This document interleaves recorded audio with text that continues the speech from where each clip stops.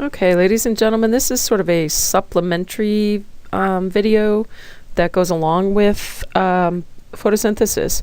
So sometimes, or you may have been asked to look at this before we do photosynthesis proper so that you'll be able to understand what's going on during that particular lecture, or sort of after to clarify some of the details.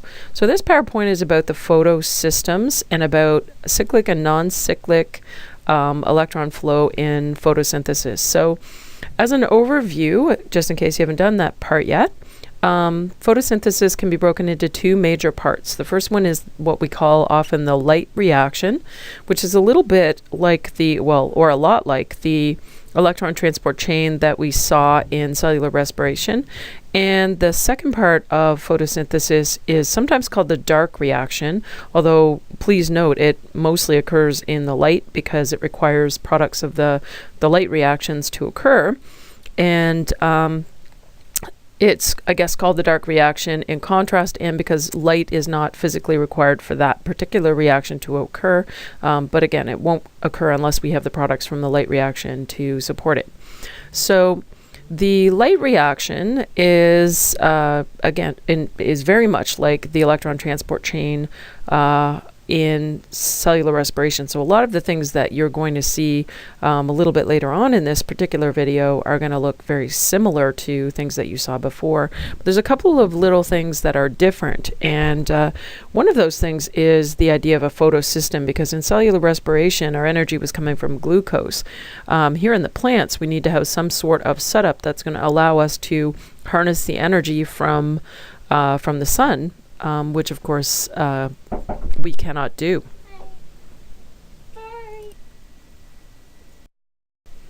Okay, so this idea of a photosystem, as I said, is unique to photosynthesis. So we need to have a look. And I want you to imagine or picture that we're looking at a slide that has something like the electron transport chain on it.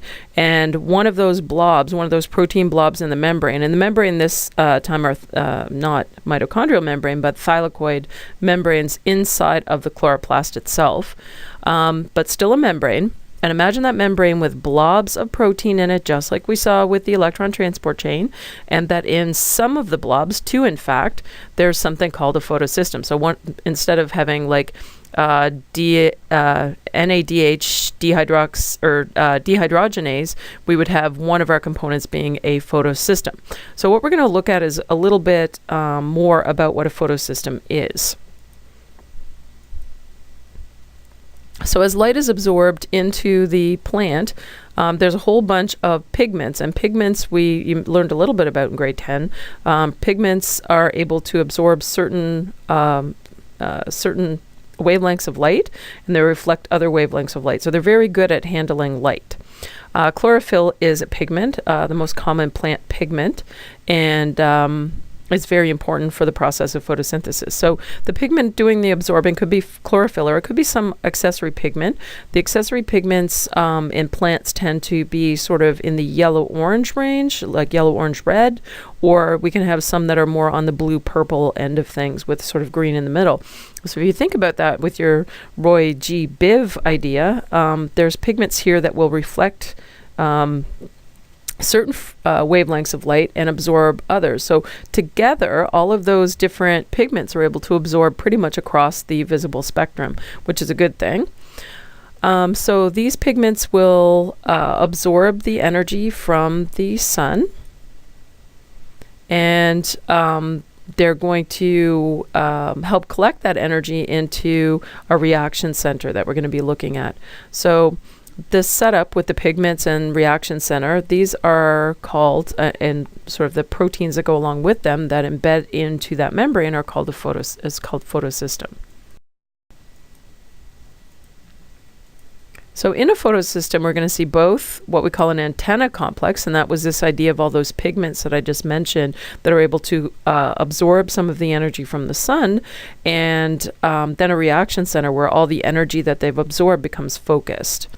So this is one way of representing that. Obviously, it doesn't look quite like this in the leaf, Carotenoids, kind of like carrot, are a set of pigments that tend to be orangey or yellowy in nature.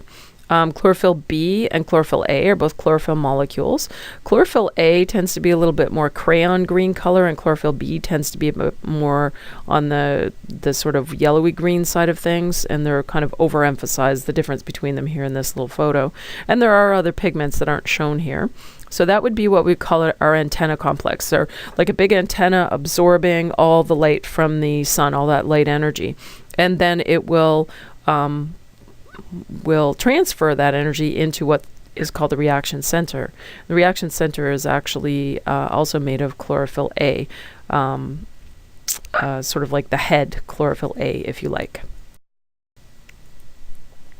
So here's a different way of looking at it. They're showing the membrane in this case, which is handy for us. Again, that's a thylakoid membrane. And they're showing a whole bunch of chlorophyll molecules here, the light harvesting complex, they're calling it, the antenna complex, we just called it. So they're not showing any of the other accessory pigments in this little orangey bit here, but you can imagine that other pigments could be present there. And then they're showing the chlorophyll A molecule inside this next component in green as the reaction center, and they're calling it photosynthetic reaction center. So those are the two things. This is a different perspective, maybe a little more realistic rather than the cone that we just looked at. So these chlorophyll molecules and other accessory pigments are embedded in that protein, and that's not a new concept for us, right inside that thylakoid membrane.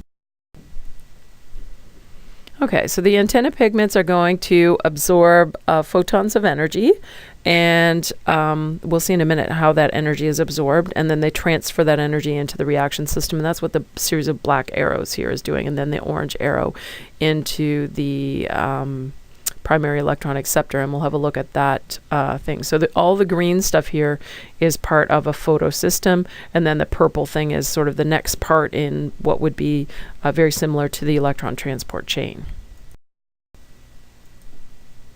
Here we're seeing our photosystems with the other associated proteins, though no membrane is drawn here, but you can imagine the membrane pieces in between. These are all embedded in proteins. So if we look at the first purple structure here, photosystem 2, which actually comes first in non-cyclic, we are seeing all kinds of pigment circles there, and we're seeing the light coming in and being affecting those antenna pigments, and we're seeing that they're being launched into something identified here as P680, and that's the reaction center. So that's what we were just talking about.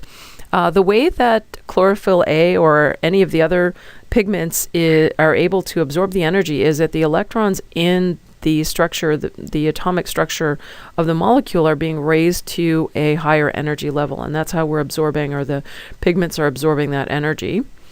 Then the electrons that are being raised to that higher energy level, the excited electrons, are being transferred in a redox reaction from photosystem 1, from the reaction center, to which is made up of this special head chlorophyll A, to the primary electron acceptor, which is another component of this electron transport chain. So we're going to go through another series of electrons passing from one to the other, so redox reactions one after the other here, just like we saw in cellular respiration's electron transport chain. Photosystem 2 is, like I said, for the first thing, even though it's number 2, is the first part of non-cyclic light reaction. And chlorophyll A is at the center of that, as I mentioned. And the chlorophyll A that is in there, if you look at photosystem 2 in this picture and you look at photosystem 1, you can see they look virtually the same. They're both affected by light. They both have a series of pigments that are identified here as green circles, and then they've got this double green circle that's being shown to represent the reaction center. The difference you can see is that photosystem 1 is labeled P700 for the reaction center, and photosystem 2 is labeled P680. P680 is labeled that, and it's kind of like, how do you tell these two systems apart? Well, what they found when they compare the activity of these two photosystems is that in PS2 or photosystem 2, the chlorophyll A in the reaction center is able to absorb photons slightly better than P700 at the wavelength 680 nanometers. So it's kind of like pulling a needle out of a haystack to try and differentiate between these two things when they're actually in a membrane. And that's one of the things that they were able to find that sort of differentiated between the two of them. Another part that's associated with that photosystem 2, the first one in the lineup, is a special enzyme which you'll often see called enzyme Z. Sometimes you'll just see it called the water splitting molecule or the water splitting enzyme. This particular enzyme, obviously a protein, is associated with PS2. Remember, we just said that electrons are going to be excited and passed on to a primary electron acceptor. That means we need to replace those electrons, and we replace the electrons from water. So this enzyme can actually split water and take the electrons back from the oxygen and use them for as the sort of next set of electrons that can get excited by the photons of energy that are coming in from the sun. So if you think about that's kind of neat, because what's the very last step of the electron transport chain in cellular respiration? Oxygen accepts electrons, joins with hydrogen, and is given off as water. Now we're taking water, we're going to rip those electrons right back off and use them in the light reaction of photosynthesis. The hydrogen ions, or protons, are going to be available there to pump across the membrane. Oh, doesn't that sound familiar? Pumping hydrogen ions across a membrane. So that's going to be something that we'll see happening when we look at the whole system together. So again, that enzyme is part of photosystem 2, and the location of that's important in non-cyclic because we need to replace the electrons after they go into the first sort of redox reaction.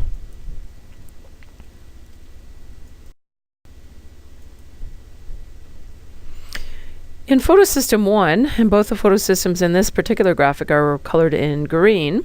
In photosystem 1, the reaction center of that, when compared to the reaction center of photosystem 2, absorbs slightly better at the 700 nanometer range. Again, that's a way of differentiating between the two of them. And again, we're seeing those photosystem 2 and photosystem 1 embedded in a membrane here, a thylakoid membrane, and we're seeing that there's other components in purple that we're going to need to be looking at, and there's some that are not actually shown on here as well. All right, so let's talk about this. And again, in photosynthesis, the light reaction is the first part. Without the products of the light reaction, the dark, or sorry, not dark, but the light independent reaction, the second part of photosynthesis can't occur. So a photon of light is going to hit P, and we're going to obviously this is happening on an ongoing basis, but we're going to follow sort of the reactions through from the beginning. A photon is going to or photons of light are going to hit photosystem 2. The antenna complex is going to gather up the energy from that photons of light that are hitting it, and they're going to pass that to the reaction center. And the reaction center, the chlorophyll A in the reaction center, is going to pass 2 of its excited electrons from all that energy that's coming in from the antenna complex. It's going to pass 2 of its electrons onto a primary electron acceptor, which is another proteinaceous component of this particular electron transport setup.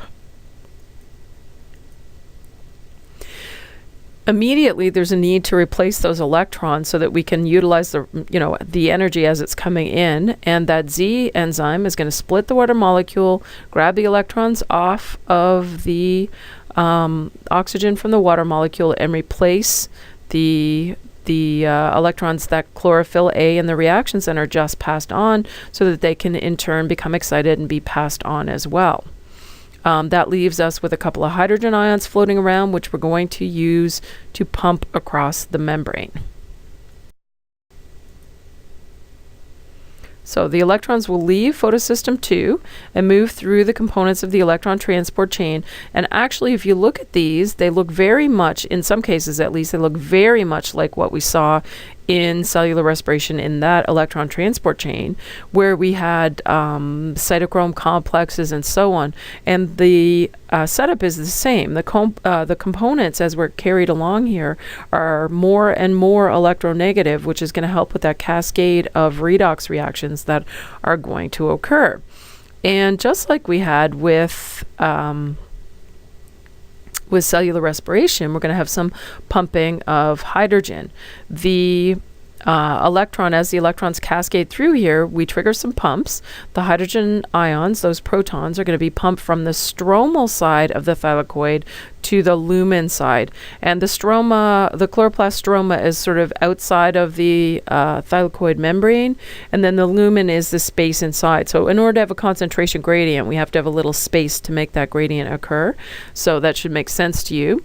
Water is being split on the lumen side, so those hydrogen ions are there, and then we're pumping through. So the first pump we see here is being pumped through on this pinky purple component, plastoquinone, which is sort of our second component in this particular light reaction electron transport chain, and that's going to help increase the electrochemical gradient. And oh, look, there's a familiar face, well, or enzyme rather.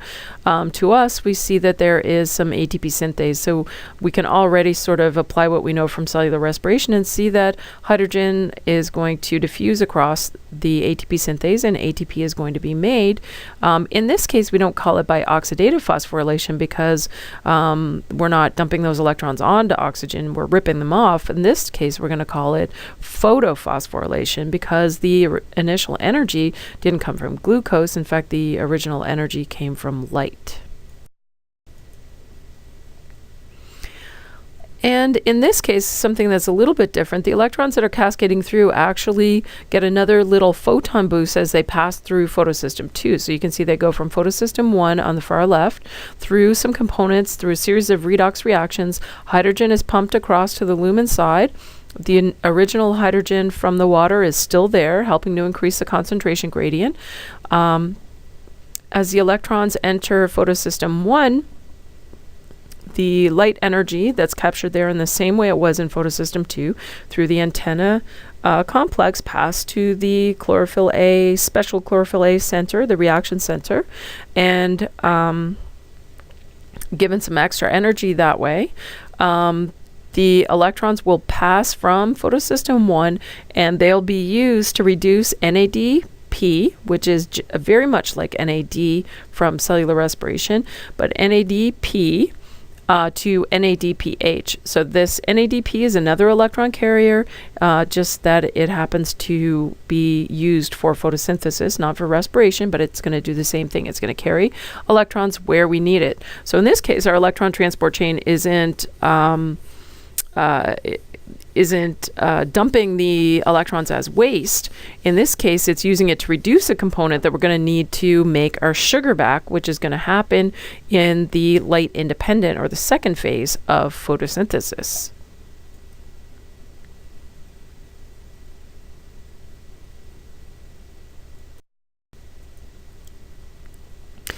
So sometimes, especially under, very sunny conditions, a non-cyclic flow of electrons, so going from photosystem 2 through some components to photosystem 1, being electrons being dumped onto NADP to form NADPH, the pumping of hydrogen, and the formation of ATP from ATP synthase is going to happen at its absolute maximum. So it's already using all of those non-cyclic electron transport setups that are available. If that happens, basically, if we're going sort of at max, by that what I mean is that we're supplying enough ATP and enough NADPH to completely supply the light-independent reaction. We can't make the sugar any faster than we already are, but it's really sunny outside, so why not take advantage of the sun to do what we can? Even if we're not going to reduce NADP to NADPH because we're already working at max, we can still make ATP. We can use that anywhere. We don't need to use that just to make back our sugar. We can use that anywhere in the plant cell. So what the plants will do is they'll sort of reroute some electrons. They'll sort of use their electron transport mechanism in a little bit of a different way. So we call this cyclic electron flow instead of non-cyclic, which is really the first part of photosynthesis. This part works independently. So what will sometimes happen if NADPH is backed up, the concentration is too high, we're not using it fast enough, some of our non-cyclic flow will turn to cyclic flow, and photosystem 1, not photosystem 2, which we normally see first. Photosystem 1 is going to be the main player in this flow. And what will happen in that case is that electrons from the chlorophyll A in the reaction center of photosystem 1 will be excited by the photons of energy that are, it's a sunny day, so lots of light coming in. Those electrons are going to be excited. They're going to follow part of the path of the electron transport chain, the photosynthetic one, but they're not going to go through photosystem 2. However, the flow will pass through the hydrogen ion pump. And it doesn't really show that very well in this diagram, but the electron flow will trigger the hydrogen pump through that PQ component, and hydrogen ions will be pumped into the thylakoid lumen, and then they'll be able to increase the concentration gradient and contribute to the amount of ATP that's being made. So this is sort of a holding pattern. Since the electrons are not being dumped onto NADP to form NADPH, they're actually returned to chlorophyll A in the reaction center of photosystem 1 so they can be used again. So this is cyclic. We're not losing any electrons. We're just taking advantage of the energy that's here while we're in a holding pattern waiting for the light-independent part of photosynthesis to use up all of the NADPH that we've already made in quite high concentration.